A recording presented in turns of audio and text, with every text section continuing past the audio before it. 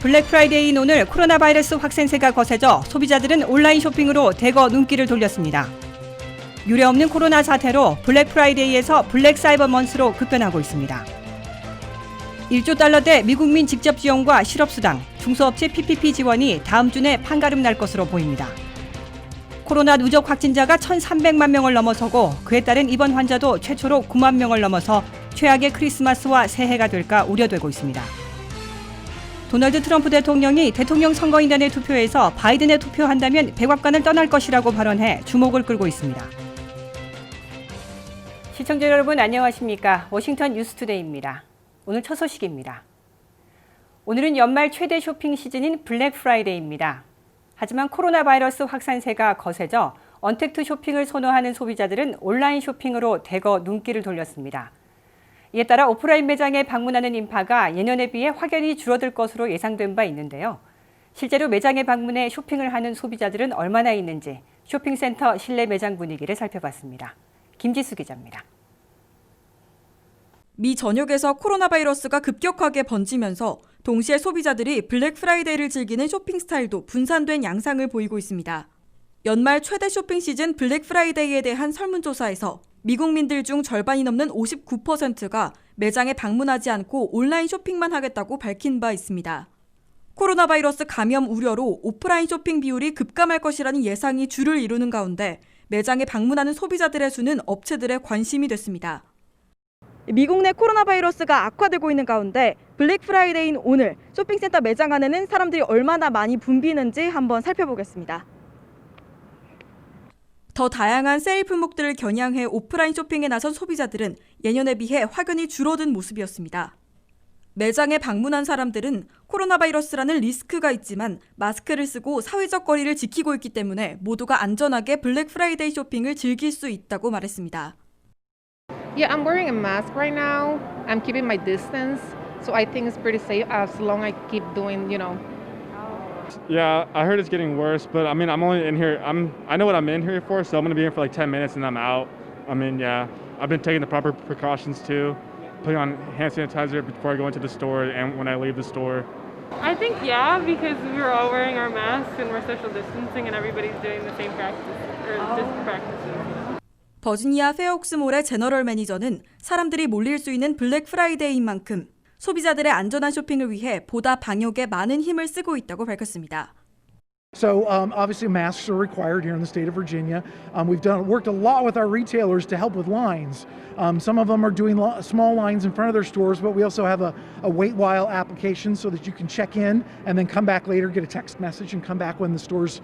많은 업체들이 10월 초 블랙 프라이데이 세일을 시작해 소비자들이 할인받을 수 있는 세일 기간 자체가 늘어나고 또 대부분의 상점들이 온라인 판매에 주력해 소비자들의 연말 소비 전체 비율은 늘어날 것으로 해석되고 있습니다. 이에 따라 소비자들은 단 하루 이틀이 아닌 몇 달에 걸친 블랙 프라이데이 기간을 접하면서 매장에 방문하더라도 방문 시기가 하루에 몰리지 않아 분산된 쇼핑을 즐길 수 있게 된 겁니다. 한편 일부 매장에서는 심각한 코로나 상황에도 불구하고 방문 구매를 선택한 고객들에게 추가 할인을 더해주는 행사까지 이루어지고 있어 이번 시즌이 코로나를 극복하는 성공적인 블랙 프라이데이가 될지 주목되고 있습니다. WKTV 뉴스 김지수입니다. 코로나 사태로 판이해진 블랙 프라이데이와 사이버 먼데이 등 연말 쇼핑 대목이 세일 기간을 대폭 늘리고 온라인 쇼핑으로 더욱 이동해 블랙 사이버 먼스라는 신조어까지 탄생했습니다. 이미 미국에선 코로나 사태에 맞춰 10월부터 할인 판매를 시작하고 온라인 쇼핑으로 대거 전환한 분위기를 보이고 있습니다. 미국의 코로나 사태는 연말 최대 쇼핑 시즌의 개막을 알려온 블랙 프라이데이와 사이버 먼데이까지 바꿔버리고 새로운 쇼핑 형태를 만들어내고 있습니다. 파격 할인 세일의 상징이었던 블랙 프라이데이는 이미 10월 초로 앞당겨지고 장기간 지속되면서 블랙 먼스로 변해버렸습니다. 매장 쇼핑이 위축되고 온라인 쇼핑으로 대거 옮겨가 두 가지 변화를 합해 블랙 사이버 먼스로 불리고 있습니다. 미 국민들은 코로나 사태로 고작 36%만 블랙 프라이데이에 직접 매장에 나가 쇼핑하겠다고 답변했을 뿐 59%는 온라인 쇼핑을 하겠다고 밝혔습니다. 월마트와 타겟, 베스트바이 등 대형 소매업체들은 추수감사절 당일에는 80년대 말 이후 처음으로 문을 닫는 대신 블랙 프라이데이엔 새벽 5시에 문을 열고 위험을 무릅쓰고 찾아오는 고객들에게 도어버스터에 못지않은 파격 할인 혜택을 주고 있습니다. 대형 소매업체들은 다만 영업시간을 늘려 고객들의 매장 입장을 분산시키면서 마스크 쓰기와 거리 두기를 준수하고 있습니다. 동시에 매장 세일보다는 온라인 판매에 더 주력하고 있습니다. 아마존이 주도하고 전통 소매업체들도 치열한 경쟁에 나선 온라인 쇼핑객들을 끌어들이기 위해 삼성 갤럭시 S20 셀룰러폰은 $150 내지 $250씩을 깎아주고 있으며 아이패드와 갤럭시 태블릿은 $100씩, 삼성 최고급 TV는 $700나 할인하고 있습니다. 코로나 사태가 최악의 상황으로 악화되고 있어 얼굴 마스크와 손 세정제 등도 할인 판매하고 있습니다. 일부 소매업체들은 위험을 무릅쓰고 매장을 방문하는 고객들에게만 추가 할인해주는 스토어 온리 할인까지 내거는 등 갖가지 생존 투쟁을 벌이고 있습니다. 전미소매연맹은 연말 대목을 10월 초부터 12월 말까지 확대했고 전통 매장에서 온라인 쇼핑으로 전환을 촉진하는 등 갖가지 노력을 펼치고 있어 올 연말 대목의 매출도 지난해보다 최소 3.6%, 많으면 5.2% 증가할 것으로 기대하고 있습니다. 올 연말 총 매출은 지난해 4% 늘어난 7,291억 달러보다 3.6% 증가하면 7,553억 달러, 5.2% 늘어나면 7,667억 달러를 올릴 수 있을 것으로 전미소매연맹은 예상했습니다. 특히 온라인 매출은 지난해 1,687억 달러에서 올해에는 20% 증가 시 2,025억 달러, 30% 급등 시에는 2,184억 달러까지 올라갈 것으로 예측했습니다. 이르면 다음 주 판가름 날 것으로 보이는 코로나19 패키지의 총 규모는 1조 달러 안팎으로 줄어드는 대신 미국민 직접 지원과 연방 실업수당, 중소업체 PPP 지원 등은 포함시킬 것으로 예상되고 있습니다. 민주공화 양당 지도부는 12월 중에 상하원에서 통과시켜 시행할 수 있는 새 코로나19 패키지 법안을 조정하고 있으며 의회가 다시 문을 여는 월요일부터 단판에 들어갈 것으로 보입니다. 보도에 한면택 기자입니다. 코로나19 패키지의 올해안 시행에 공감하고 있는 워싱턴 지도부가 양측에서 수용할 수 있는 총규모와 지원 방안들을 내주에는 판가름해야 하기 때문에 막판 내부 조율하고 있는 것으로 나타났습니다. 연방 하원 채무위원장인 민주당의 맥신 월터스 하원의원은 트위터에 추수감사절에도 가족들과 함께하지 못하고 워싱턴에 홀로 남아 올해안 통과시켜 시행할 수 있는 코로나19 패키지 법안을 마련하고 있음을 밝혔습니다. 초당파들의 모임인 프로블렘 솔버스 문제결사의 공동의장인 공화당의 탐 리더 하원의원은 코로나19 패키지를 12월에 확정 시행하지 않으면 엄청난 경제 타격으로 이중 침체에 빠질 것이므로 최고 지도부가 행동하지 않으면 다른 지도자들이 움직이게 될 것이라고 경고했습니다. 현재 미국에서는 1조 달러 이상의 코로나19 패키지를 12월 중에 지원하지 않으면 1,200만 실직자들이 13주간의 추가 실업수당 혜택을 상실하고 수백만 중소업체들이 문을 닫게 되며 수많은 가정이 강제 퇴거 위기에 내몰리는 등 대혼란을 초래할 것으로 경고받고 있습니다. 코로나19 패키지의 총 규모와 관련해 내년 3월까지 지원할 수 있는 1조 달러 안팎으로 줄여 타결을 지을 가능성이 거론되고 있습니다. 문제결사 의원 모임의 탐 리드 공동의장은 공화당 상원이 고수해온 5천억 달러보다는 더 늘리고 민주당 하원의 2조 달러대보다는 상당히 낮추는 1조 달러대에서 타협해야 한다는 게 새로운 의회 분위기라고 전했습니다. 그럴 경우 새로운 1조 달러 이하에다가 기존 케어스 액트에서 쓰지 못한 1,380억 달러를 재승인해 1조 5천억 달러 안팎에서 타협점을 찾을 수 있을 것으로 월스트리트저널 등 일부 언론들은 내다봤습니다. 새 코로나19 패키지에서도 이미 수개월 전부터 공감대가 형성되어 미국민 1억 7천만 명에게 1,200달러씩 제공하는 직접 지원은 반드시 포함될 것으로 확실시되고 있습니다. 또한 실직자 2천만 명 이상이 7월 말에 이어 12월 말 상실하고 있는 연방 차원의 특별 실업수당을 부활해 소급 제공하는 방안도 액수가 문제일 뿐 채택될 것으로 분명해 보입니다. 500만 곡 이상의 중소업체들이 종업원 급여를 무상 지원받을 수 있는 PPP 프로그램의 재개 방안도 포함될 게 확실한 것으로 간주되고 있습니다. 주 경찰과 소방대원, 교사 등의 해고 사태를 막아줄 주정부, 지역정부 예산도 3,500억 달러 안팎에서 타결해 시행할 것으로 예상되고 있습니다. WKTV 뉴스 한면택입니다. 미국의 코로나 누적 확진자 수가 끝내 1,300만 명을 넘어섰습니다. 추수감사절을 맞아 이동을 자제해달라는 당국의 강력 권고에도 불구하고 이동 인구가 급증하면서 코로나19 상황이 최악으로 치닫고 있는 건데요. 이에 따른 입원 환자도 처음으로 9만 명을 넘어섰습니다. 특히 추수감사절에 이루어진 감염이 크리스마스와 새해에 걸쳐 미국 전역에서 사망자 수를 증가시킬 거라는 경고가 나오고 있습니다. 추수감사절을 맞아 이동을 자제해달라는 당국의 권고에도 이동인구가 급증하면서 신종 코로나 바이러스 감염증 누적 환자가 결국 1,300만 명을 넘어섰습니다. 워싱턴 포스트는 미국인들이 추수감사절 연휴를 맞아 여행을 피하고 가족 모임을 삼가하라는 전문가들의 권고를 무시해 코로나19가 전국적으로 급증하고 있다고 지적했습니다. 질병통제예방센터 CDC는 지난주 추수감사절 여행을 자제해달라고 강력 권고한 바 있습니다. 조 바이든 대통령 당선 유력 후보도 지난 25일 연설에서 이 시기에 가족을 만나지 못하는 어려움을 안다며 반드시 마스크를 착용하고 모임을 자제하는 등 방역 수칙을 지켜달라고 호소했습니다. 그러나 교통안전청에 따르면 추수감사절 대이동을 시작한 20일부터 엿새 동안 595만여 명이 항공기에 몸을 실었습니다. 추수감사절 전날인 25일에는 107만 967명이 비행기에 몸을 실었습니다. 이는 코로나19 사태가 본격화된 지난 3월 16일 이후 가장 많은 숫자입니다. 메건 레니 브라운대 응급의학과 박사는 추수감사절에 이루어진 감염은 3주 후에 나타나서 크리스마스와 새해에 걸쳐서 미국 전역에서 사망자 수를 증가시킬 것이라고 경고했습니다. 조너슨 라이너 워싱턴대 의학과 교수도 아프기까지 2주 정도 걸리고 사망까지 이어지는데 일주가 더 걸리는 것을 고려하면 향후 일주일에서 열흘 후에는 사망자 수가 하루 4천 명까지 나올 수 있다고 예상했습니다. 코로나19 확진자 수가 걷잡을 수 없이 늘면서 이로 인한 입원 환자도 처음으로 9만 명을 넘어섰습니다. 이로써 미국의 코로나19 입원 환자는 17일 연속 최고치를 기록했습니다. 전체 입원 환자 중 중환자실 입실자는 17,802명에 달하고 호흡기를 부착한 환자는 5,979명이었습니다. 특히 이 직회치는 추수감사절 연휴 탓에 20개 주 코로나19 현황이 포함되지 않은 수치여서 환자와 사망자는 연휴 이후 폭증할 것이라는 전망이 나옵니다. CNN 방송은 추수감사절 연휴 기간 중 정부 보건당국의 코로나 환자 집계가 지연되는 현상이 발생할 것이라며 추수감사절 대이동과 관련한 확진 사례는 12월 첫째 주 이후에 반영될 것으로 전망했습니다. 도널드 트럼프 대통령이 12월 14일에 실시되는 대통령 선거인단의 투표에서 바이든에 투표한다면 백악관을 떠날 것이라고 발언해 주목을 끌고 있습니다. 처음으로 대선 결과 승복을 시사한 발언으로 미 주류 언론들이 해석했으나 트럼프 대통령은 트위터를 통해 가짜뉴스 미디어들이 틀린 메시지를 전하는 것이라고 반박했습니다. 보도에 한면택 기자입니다.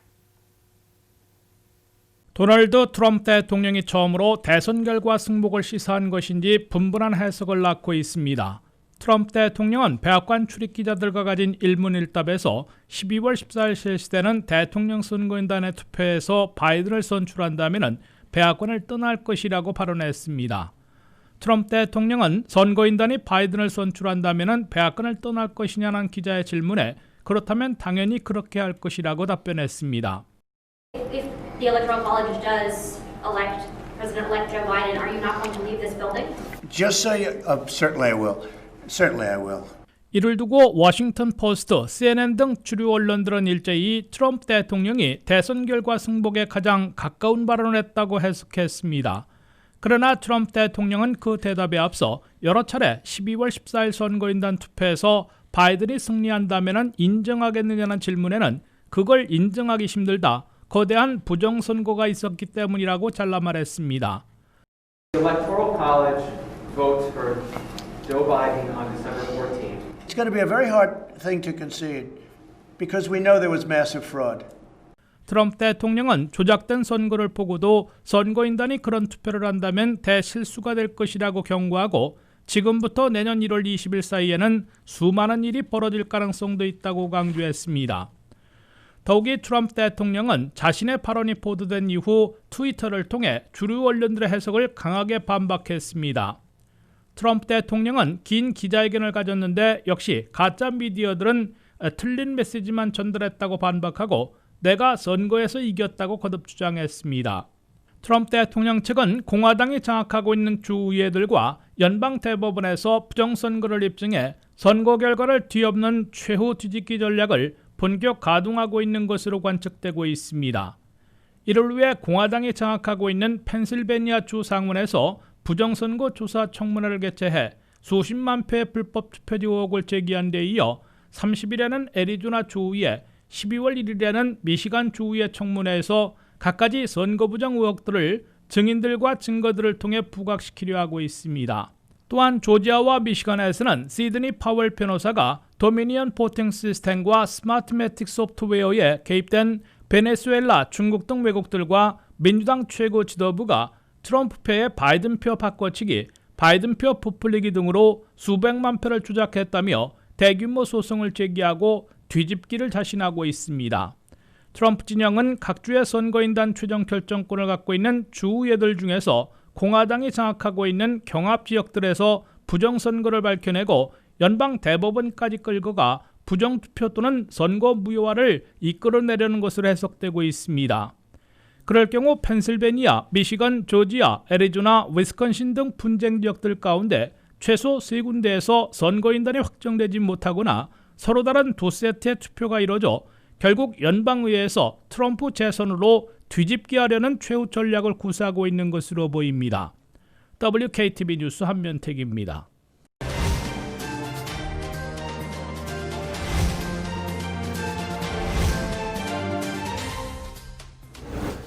코로나로 문을 닫았던 비즈니스가 재개됐지만 아직도 많은 가정과 비즈니스가 경제적 어려움을 겪고 있습니다.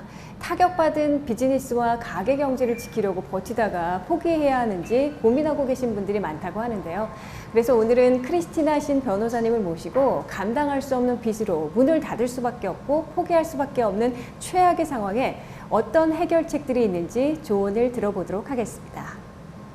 네, 변호사님 안녕하세요. 네, 안녕하세요. 네, 요새는 경제 활동이 재개돼서 한인분들도 다시 비즈니스를 오픈하시고 운영을 해가고 계시는데 예전 같지 않아서 많이 힘들어하신다고 들었어요.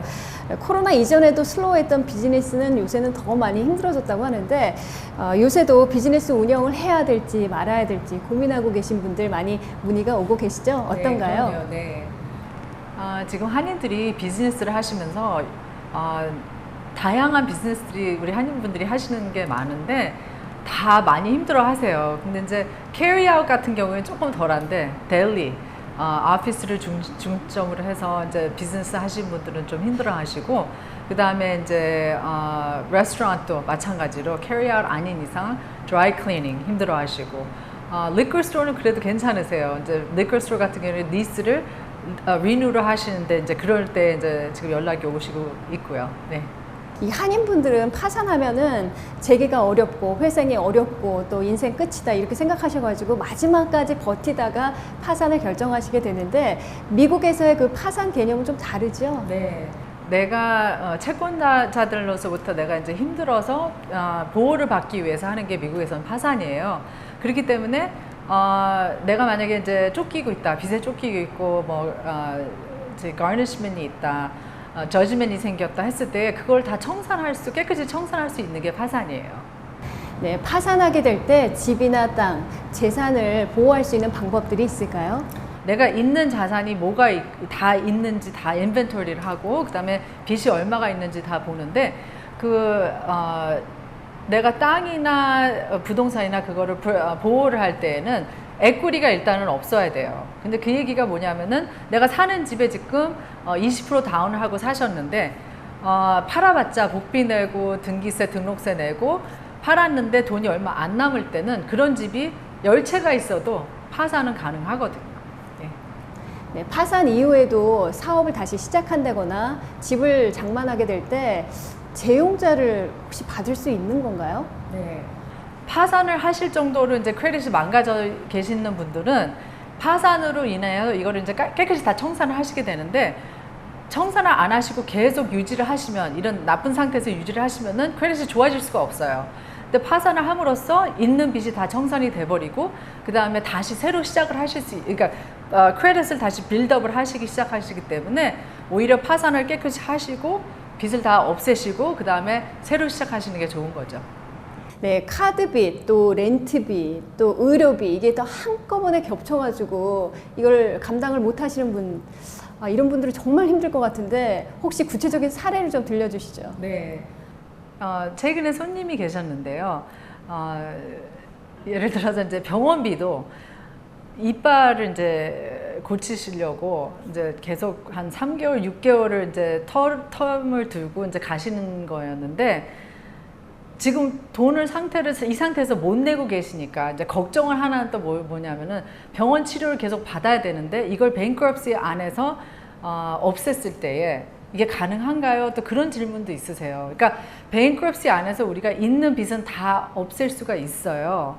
그렇지만 치료는 내가 오늘까지의 빚은 다 없어지는데 오늘 bankruptcy 하고 나서 그 다음 날부터 또 치료를 시작하시면은 그 금액에 대해서는 또 bankruptcy가 커버가 안 돼요. 네, 그래서 크레딧 카드 빚이든 렌트 빚이든 리스든 HOA도 마찬가지예요. 내가 집을 살고 집을 이제 놓고 버리고 나오는데 오늘까지 HOA 빚은 갚아야 돼요.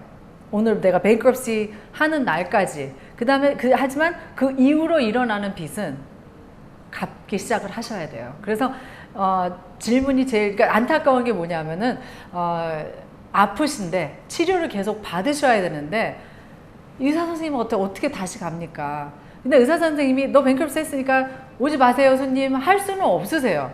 그게 안 되는 거거든요, 법적으로요. 그렇기 때문에 치료는 계속 받으실 수 있지만 이때까지 못 내신 돈에 대해서는 탕감을 다 해드리는 거죠, bankruptcy에서요. 예. 네, 그럼 개인이 파산을 신청할 때 가족들에게 피해가 갈 수 있나요?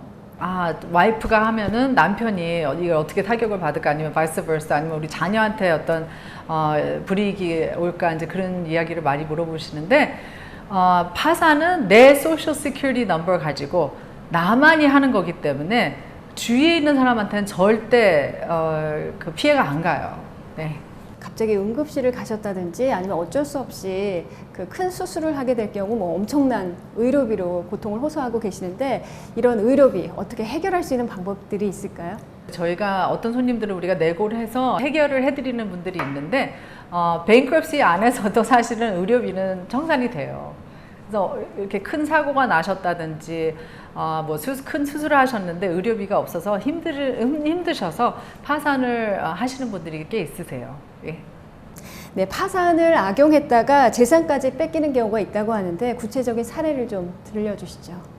파산을 못 하시는 경우가 있으세요. 이제 조금 아까 잠깐 이야기한 게 이제 재산이 너무 많으시거나 빚은 이만큼이 있고 저지먼이 걸리게 생겼는데 아니면 소송이 걸렸는데 내 있는 재산을 보호를 하기 위해서 파산을 하는 건데 그러니까 재산이 너무 많고 에quity 많을 때는 사실 파산이 가능하지가 않아요. 근데 파산이 가능하지 않았을 때에 이제 아이디어들이 있으셔서 주위에서 많이 이야기를 해드려서 명의 이전을 해라 그러면 그럼 파산이 가능하다. 아니면은 저지먼을 따라오지 못한다. 만약에 돈을 다 없애고 명의 이전을 하든지 재융자를 하든지 그래서 내 이름으로 있는 재산을 다 없애버려라 하는 그런 조언을 듣고 오시는 분들이 있으세요. 근데 이제 그게 잘못된 게 뭐냐면 우리가 작년에 이제 그런 리티게이션 케이스를 맡아서 저희가 끝까지 간 경우가 있는데 어떤 엄마분이 어떤 여자분이 집이 있으셨는데 거기에 에quity 많으셨어요. 근데 그분한테 저지먼이 70만 불이 이제 저지먼이 떨어졌는데 이 어머님 그 손님은 그 집을 보호하기 위해서 따님한테 명의 이전을 하신 거예요. 근데 이제 다 아는데 이 사람 이름으로 명의가 이제 그게 다 기록이 돼 있으니까 등기된 상태니까 asset search를 해버리면은 그 사람이 어떤 재산을 갖고 있는지 그건 확실히 다 알 수가 있거든요. 근데 그런 조사를 했더니 집이 나오고 에quity 많았던 집이 나오고 이제 딸한테 명의 이전이 된 거를 알고 그걸 소송을 해서 저희가 그걸 다시 빼앗았다고 할까요? 그거를 그분이 다시 돌려주게끔 했어요. 그게 소송이고 이제 그런 경우에 명의 이전을 해서 내 명의를 돼 있지 않다고 해서 그거를 보호할 수 있는 그런 간단한 문제가 아니라는 거죠. 네, 일단은 감당 못하는 빚들 이런 것들은 그래도 전문가의 상담을 통해서 이렇게 좀 해결할 수 있는 방법들이 항상 있는 거군요. 그러니까 일단 먼저 전문가와 상담을 통해서 이렇게 문의를 하면은 그것이 바로 돌파구를 찾는데 아주 중요한 역할을 할 수 있는 것 같습니다. 네. 오늘 말씀 고맙습니다. 네, 감사합니다.